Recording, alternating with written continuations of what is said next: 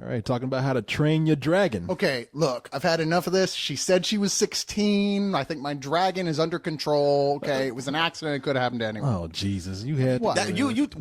That's that's where you want to go with this? A kids movie? Oh, is that no? Oh, this is really embarrassing.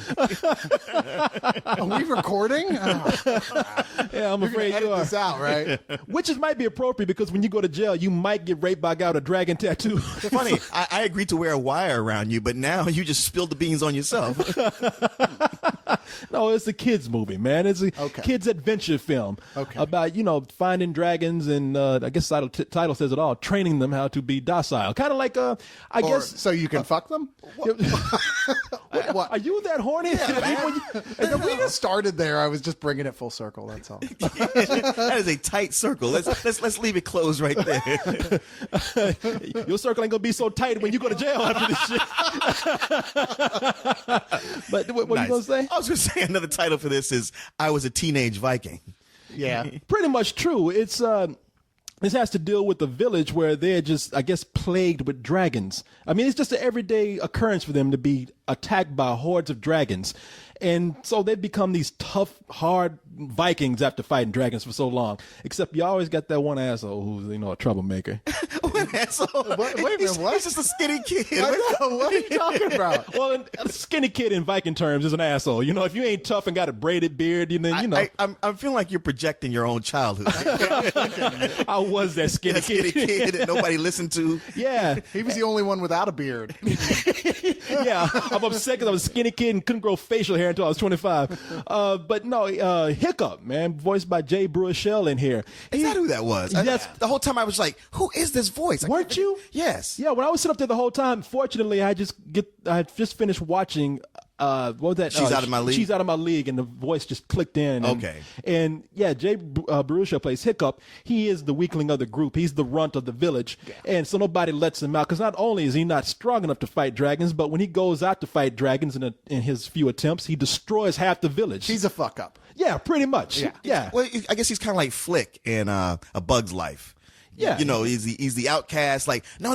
Rather than using my might, I'm going to use this invention that's oops. Yeah, pretty much exactly like that. Instead of my muscle, I'm going to use my brain. And guess what? Your brain destroys shit. Okay. Well, he's in an environment with people who just bash shit. They don't try and figure it out. And he's the kind of guy who's like, as much as he wants to make his dad happy, and I can't remember who voices Big Brusque Dad. Well, Gerard Butler. Gerard Butler, of course, appropriately enough. As much as he wants to make him happy, and his dad just wants a son to grow up to be like him, he can't because he's a skinny little guy. And when it comes down to the moment, he can't kill a dragon. Well, he actually is able to catch the most, I guess, the dragon that is hardest to kill, the one that is hardest to catch. Shaft. He's a bad motherfucking dragon. Well, he is black. Cat and dragons mixed with a cat and a dog.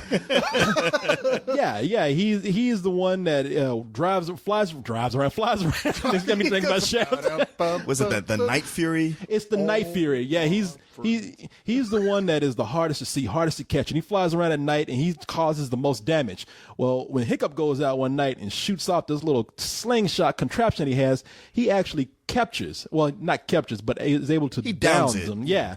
And when he finds it, he starts to bond with it and realize, dragons aren't as bad as we think they are. They're just misunderstood. And from that point on, he begins to take notes and becomes probably in this village, in this world, the first dragon tamer. Well, I'm sorry, dragon tamer, dragon trainer. Oh, I would say he's a dragon whisperer because that's what he's doing. I mean, he's like that little guy Caesar with dogs. It's just he learns all about dragons, and everybody's like, man, this guy can just conquer all of them. And he's like, they think that he's like actually beating these dragons through force of will or intimidation, but the truth is he learns they're a lot like cats or dogs. Like you can scratch them in that one spot and they're totally docile stuff. For give some him reason, catnip or dragon nip. Exactly, and it's like he's just using trickery to kind of like get through dragon slaying training school thingy. Yeah, no, that's pretty much it. They're actually a combination between lizards, dogs, and cats. Yeah.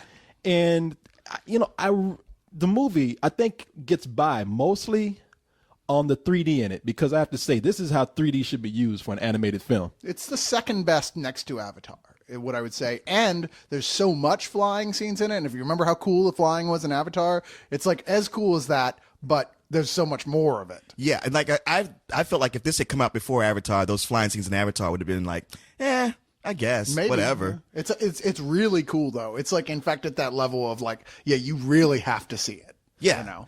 and the thing is, you guys are right about the 3D. Like, there's so many of these, CGI animated movies that come out that are in 3D, but you could tell the 3D was an afterthought. It's like they already had the movie made, and somebody said, "Look, kid, this movie's not going to sell unless we put it in 3D." And they're like, "All right, we'll do something to it."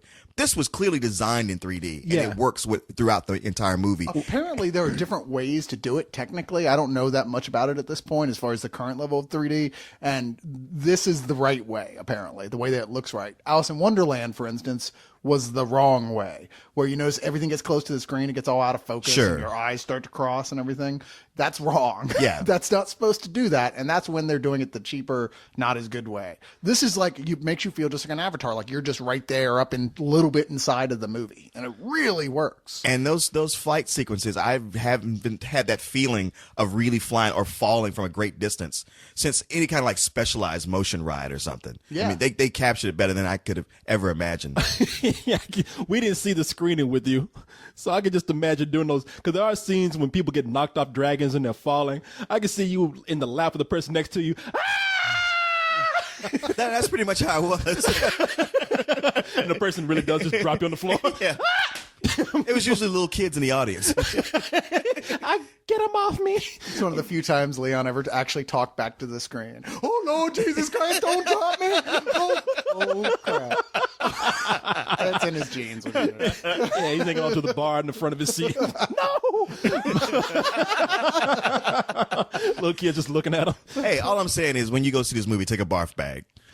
I wonder how many kids really are going to be throwing up in this movie, because it really does give you a sense of motion. I mean, You're just driving folks to the theater here, aren't we? well, you know how kids are. Kids, kids, like they go on through. Kids ain't gonna throw up. It's gonna be their parents that take them that throw Well, up. even little kids, they'll go on a roller coaster and throw up and come back and be like, yeah, let's do it again. Yeah, that's Yeah. true. So, a little kid would just walk out with vomit all over him, just dirty, and be like, yeah, Ma, let's see it again. Right now. Let's go home and at least change clothes first. But, no. Yeah, no, God damn it, no, Mom. I'm going to throw up on you, God damn it. But no, it's, I think I've seen some movies, like really good animated films like Up. And as great as Up is, I mean, I love that movie. It didn't need to be in 3D. They put that movie in 3D and didn't use it at all. Yeah, it was pointless. There's no reason for it. But this, it really makes you feel like, I was telling you, what they do is they actually make things look like they're going to hit you. Like, things do not get out the way until the last minute. Yeah. Yeah, you actually are kind of like, so you'll be, the boat's coming towards you and you're just, not even realizing it, I found myself, I'm just kind of moving to the side to get out of the way. Yeah. Well, like when the scene where they're in the snow, you can't tell me you didn't stick your tongue out at some point. I'm trying to catch the snowflakes. Yeah. Well, we just look probably all crazy in the theater with our glasses on, screaming and with our tongues out, bombing all over us. I can see like the ushers walking by and there's all these little kids around you. You got your tongue stuck out and they're like, ooh, 911. Somebody's trying to train his dragon in here. Yeah, I can see like Leon's up there, some little 10-year-old girl like, Mom. No, that's not what you think. Yeah, do be careful in this. Do not piss off any parents. Do not piss off security by pulling out your phone, because the 3D in this is so good. Like, if they throw you out, you will think it's a hand from the movie coming at you, not the security guard. Mind yourself in this. It really is great to watch it in 3D. And I love the animation design. Gerard Butler does a really good job at doing his voice in here. Craig Ferguson, too. Craig Ferguson, who was the side character? He played like the sort of the Lieutenant Viking in this. That was Craig Ferguson. I know believe. I was trying to figure out his Yeah, name. no hand and no Gobber. bag. Gobber was his name. Yeah, and those two guys, I think they did a great performance. My complaint about the movie is, and you just mentioned it a little while ago when you mentioned A Bug's Life. I'm kind of tired of seeing these animated movies with the same theme of having the hapless underdog hero, the weakling, the guy who's misunderstood. We just saw it in Claudia with a chance of meatballs. You know, Oh yeah. No. It's if you took Flick from A Bug's Life and he found the Iron Giant. well, it's always that one character. He goes through almost the same motions. He either is like hated by the village, the town, the school, or whatever he's in, and there's a chance that he's going to be so different that at one point he's going to almost destroy that place. Kung Fu Panda. Yeah, Kung Fu Panda. It's. I mean, we see it in so many different movies now. I was looking at this and I was like, it might have been cool had Hiccup been like an actual, like the top of his class, because in the movie, one of the cool things I like about it is that they have to take all the teenage Vikings in this and put them through dragon training. Yeah. And I thought, wow, it'd been cool if Hiccup had been a character where he was actually at the top of his class, and then he was the one who everybody admired, and suddenly realized, oh, you know what? I had dragons misunderstood, and I can't kill my first dragon now. That would have been a nice change of pace. Because people don't root as much for the guy who's already got it all. You just don't. I mean, that's just human nature there. You're like, oh, okay, well, it's not really as intriguing a story when somebody has nothing to lose. Well, Very true. But you know what? These movies are made to appeal to people who feel like outcasts already in their lives. Yeah, especially, I know. Especially kids that age. I mean, what about you would have a lot to lose if you had all the respect of everyone, everybody loved you, and all of a sudden everybody turned on you and hated you because you just thought a little different than everybody else. I mean, that's just a little thing of mine. We see these movies all the time. I don't think it's going to bother anybody who doesn't see these movies consistently. But with us, I'm just like, man, I've seen this, about the 10th time already, and I'm kind of getting tired of it. Handsome, winning personality guys don't go to see these movies, so who's supposed to identify with that character? You? Just because right. you have to go see him? Yes. I demand. But you have to start with the nerdy guy because that's who their audience is. The guy's going, this is totally realistic. I mean, that's who their audience is. That's why they keep making them. And sure enough, DreamWorks especially is way guilty of retelling this story over and over again. But you know what? It works for them. It works really well here. This isn't the best film outside of the technical aspect that DreamWorks has done, certainly, but it's certainly not bad either. And I tell you, it's not just the 3D either. The dragon itself, they really did such a good job fusing in those elements of a cat and a dog into it to make it where you can't help it. You're like, oh, That's true. I know. it's so cute. But they also make him very fierce at first. Yeah. Where he's scary looking. Yeah.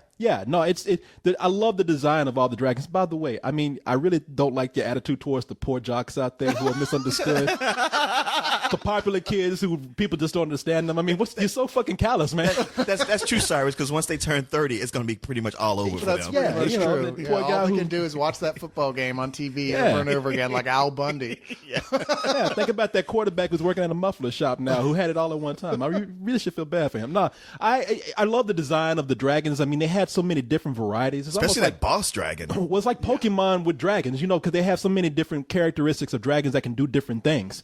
They specialize in, screaming a Viking's head off or breathing fire. They have a two-headed dragon. One makes the gas, the other creates the sparks. I thought a lot of imagination went into that. Speaking of that last dragon, though, there's a villain in this And not movie. Ty-Mac, by the way. What's that? Not Ty-Mac. When we speak of Last Dragons. From the last. Yeah, it's the big boss in this is the last dragon. A 6-foot black guy who does kung fu. Come on, Viking motherfuckers. No, I thought that was almost treated as an afterthought. We have to have a big boss villain or a big catastrophe at the end of this movie, and I didn't really feel like this thing was a big threat because you didn't see it until the last minute. Oh, that's funny you would say that because I thought it was the scariest thing they've ever put together. I agree. I was like sitting here listening to you go, really? Because I thought that was the best thing about this movie. Well, it's That big. was like a spectacular last 20 minutes or so. Don't get me wrong. It's big, it's scary looking, but it didn't come in to the last minute. It felt like an afterthought to me what they had to have. When it's there, it was some great scenes. Again, some great flying scenes as they try to get escape from this huge mega dragon, which is it's a very impressive effect. It's a great design.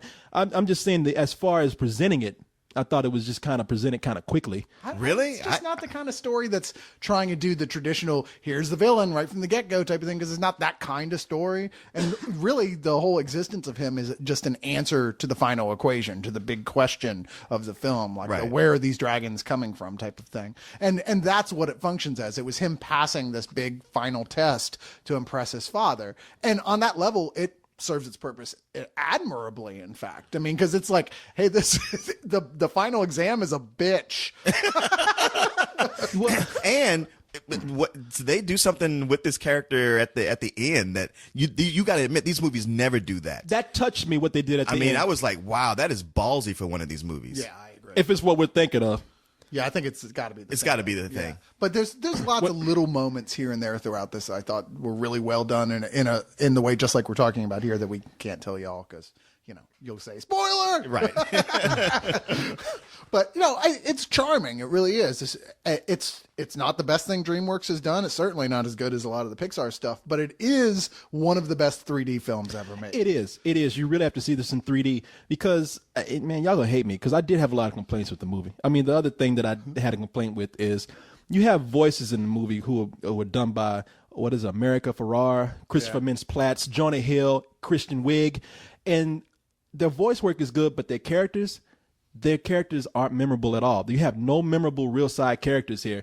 All of them, their personality is in how they look. You got the fat jock. You got the twins, who one is a girl, one is a boy. They're smart aleck. You got the fat kid who is really nerdy, and they don't do anything outside of what they're required to do to push a story along, or physically fit their personalities. I mean, there's nothing there. But that's a decision to make where, like, look, we don't want to dilute the focus and give everybody a full side story because they aren't important enough to the plot to develop them more than what they are. Yeah, they're just as developed as they need to be. I feel like maybe you're distracted by the fact that they gave big names to play those roles, so it feels like, well, why not give those big actors something more to do? I would say that, but you don't always have to give them a whole lot to do. You just have to give them just little sparks of originality. Again, to bring it back to something like, because I'll admit, when I was looking at this, I was like, how come I'm not enjoying this as much as something like Cloudy with a Chance of Meatballs? I don't expect it to be as funny because when Cloudy with a Chance of Meatballs, we just kept laughing.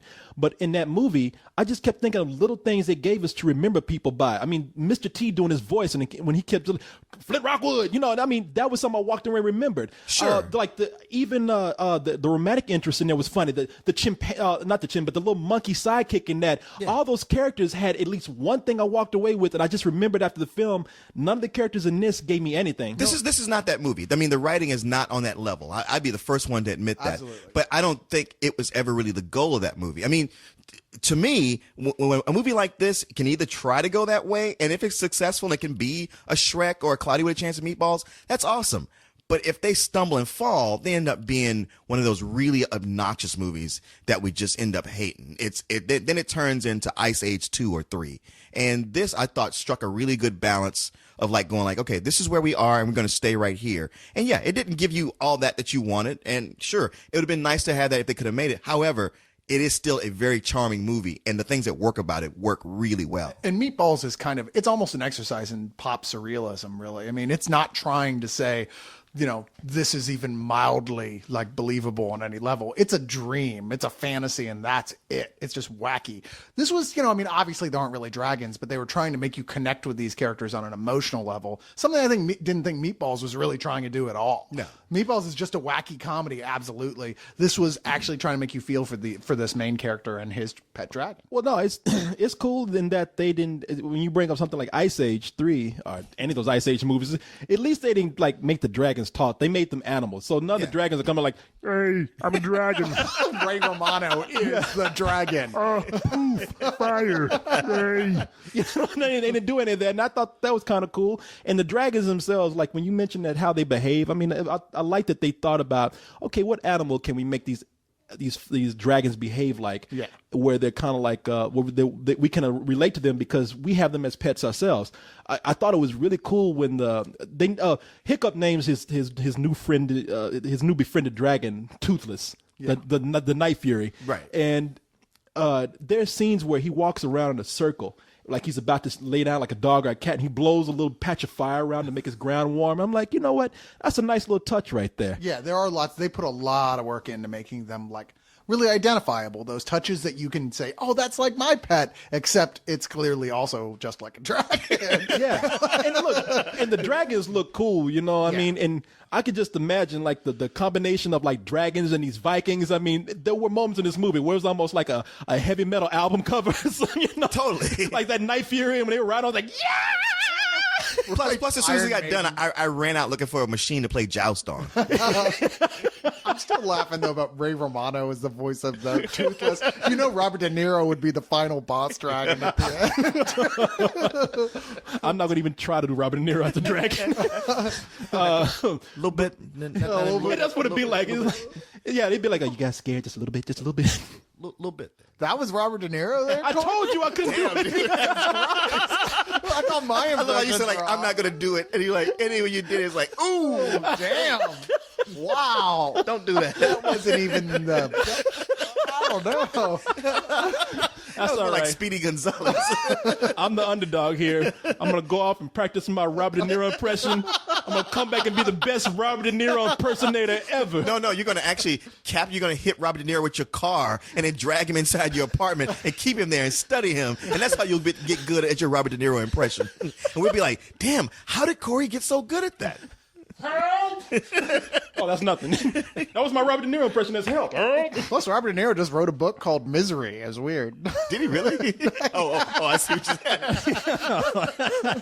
said. Nah, it's the movie is being sold solely on the 3D. I think in the dragons. I mean, I think that's the strongest point of this film. I don't think the characters were as strong, and fortunately, there's the movie keeps putting in these scenes with dragons. I mean, every time even when they're not flying around and being crazy, like when Hiccup is trying to befriend, Toothy or Toothless, Toothful, whatever the fuck his name is. Those scenes were really cool because it's nice to see how the animal warms up to him. Like he says, it's playing out like the dragon whisper. Yeah.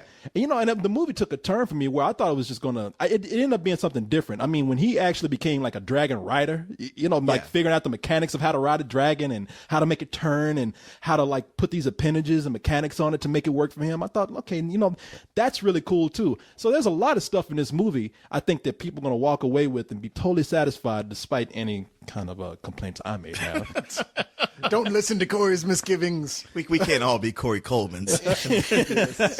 But Because some people can do a Robert De Niro impression. let me hear your Robert De Niro I have impression. fully admitted that I'm the kind who can't. And I admitted mine too.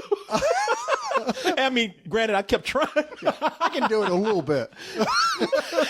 Man, you just sound like you got a mouthful of balls. You did it like this a little bit. What was that? That was Eddie Murphy as Norbit as Robert De Niro. Yeah, a little bit. Nah, man, I like this movie. Don't get me wrong. I'm telling you where I thought its weaknesses were because when compared against other animated films out there, especially the 3D ones by DreamWorks, I thought Kung Fu Panda was better. Who really stunning with a chance of meatballs? Cloudy with a chance of meatballs. sorry, what did you say? Nobody That was released Sunny with a DreamWorks. chance. Was that DreamWorks? Yeah, it was DreamWorks has released, I think, some better films, some stronger films. But this one, very enjoyable. 3D is great. So that means you got to go see it on the big screen, especially at IMAX. That'll be incredible. So yeah, I give it a full price. Yeah, I can't disagree with most of what you're saying. I think I had less of a problem with the side characters. I thought the story mechanics were certainly things we've seen used before, and maybe too many times at this point. But I don't really count that as a mark against the film because they got the details on the whole so right. And just the fact that this is really just a stunning experience in the theater in 3D, it will take your breath away through these flying scenes that you can't give it anything but a full price. Damn, you pretty much said everything I was going to say. And in as much as, yeah, it's nothing you haven't seen before. I can't say nothing you haven't seen before, but familiar story elements, but it's just what they do with it that makes it so lovable. And outside of the incredible graphics and flying sequences. And there's even something like mounting that big last attack where all the dragon riders hop on their dragons. And I'm like, okay, usually these things kind of come in and they're real quick. They're full of comedy moments. And to me, I thought this is going to be Mulan again because I was liking Mulan up until they got to that point, the storm the castle, because they just blew it off and played it for laughs and it was over with quick. And no, they had a whole lot of new stuff planned to go on after that. And it's just moments like this throughout the film that make me give it like a very high full price. So it was like Mulan, but much more colorful, wilder, surreal, even like Moulin Rouge. No. Man, if you worked as hard as your job as you did to make that joke work, you wouldn't be broke all the time. No. And you can tell for that shit, the moment you said Mulan, he just went to a trance thinking about that shit. I did. I did. There's nothing else I said after that. What did you give it? figure out what that was. I didn't even hear that part. He does have a point, though. I mean, I'm so glad this is not Mulan because speaking of funny voices, celebrities doing voices, that means every dragon would have the voice of Eddie Murphy. True. Hey, I'm a dragon. Hey. Mulan was at Okay, I can't do You know what kills me, Corey? I've heard you do several voices that have sounded so much like Eddie Murphy, I really thought it was him. Yeah. And just now when you tried to do him, it sounded nothing like him. Let me see if I can try it again. Then let's see. Hey, I'm Eddie Murphy. I'm a dragon. How you doing? Is that a little bit better? Hey, I'm a dragon. Hey, everybody, either way it goes, if all those dragons had Eddie Murphy's voice, we'd be wanting them to be killed. Hell yeah. It wouldn't be no befriending dragons. That kid'd be like, I'm slaying this motherfucker right now. Yeah, hiccup, move out of the way. Hey, and I wonder what it'd be like to keep a dragon, man. I mean, what's it like cleaning up? Is it flaming turds in a cat box that you got to clean up? Can't they just burn their own turds? You take a shit and then burn them up and destroy your house in the process. Well, you'd preferably keep them outside somewhere. Plus, their turds would have pieces from suits of armor in them. That's true. Like hands, skeletons, and stuff. Oh, it's like getting a Cracker Jack prize. It's like, hey, look, a sword. Hey, he shipped this helmet out completely full and intact. I can wear it. I think the village has crazy dragon ladies. Is it like cats? Yeah, the Humane Society has to go in and save all the dragons. When they go in there, just like, fuck this. I can't deal with this shit. Find another old lady who died, because her newspapers fell on her and her dragons have eaten her face off. Move out the way, lady. We have a complaint. You have 50 dragons in here. Or 50 cats. No, wait a minute. Anyway, fucking shit.